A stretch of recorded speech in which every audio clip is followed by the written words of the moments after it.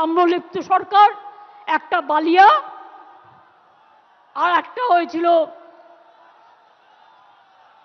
সম্ভবত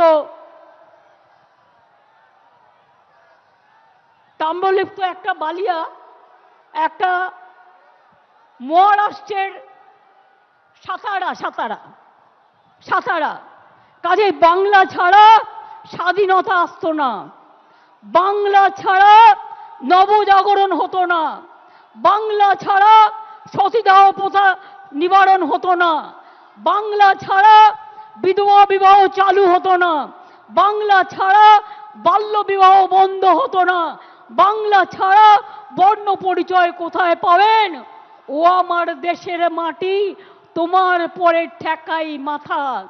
সারে জাহা সে আচ্ছা হিন্দুস্তান হামারা, এটা মাথায় রাখতে হবে।